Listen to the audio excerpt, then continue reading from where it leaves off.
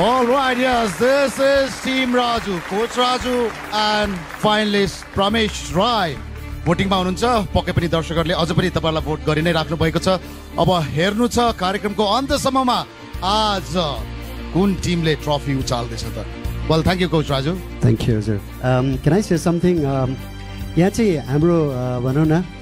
अब कति जनालाई थाहा हेर्नु तपाईहरुले पहिला हाम्रो नेपाली मुभी नेपाली भन्दा पनि हाम्रो नेपालमा सुट गरेको हलिउड मुभी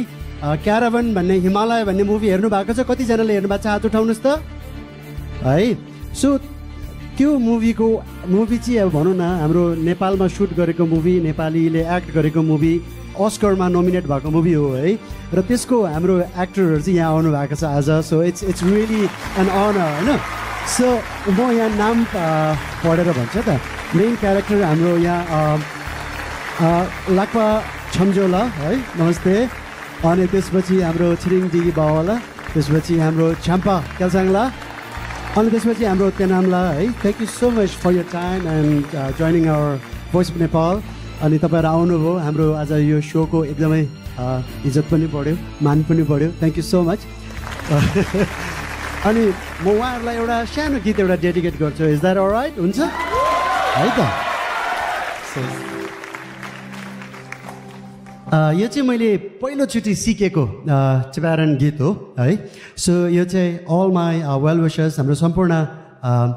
चेपारण साथीहरू नेपाली म्युजिक मन पराउने साथीहरू र सम्पूर्ण मेरो दर्शक श्रोताहरूको लागि र विशेष गरेर आजको हाम्रो गेस्टहरूको लागि है दाजु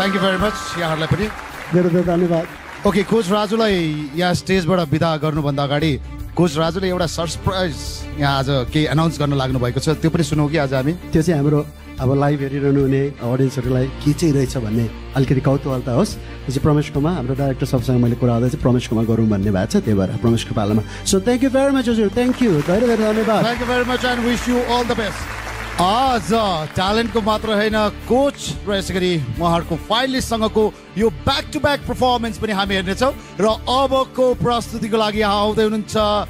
टिम मेलिना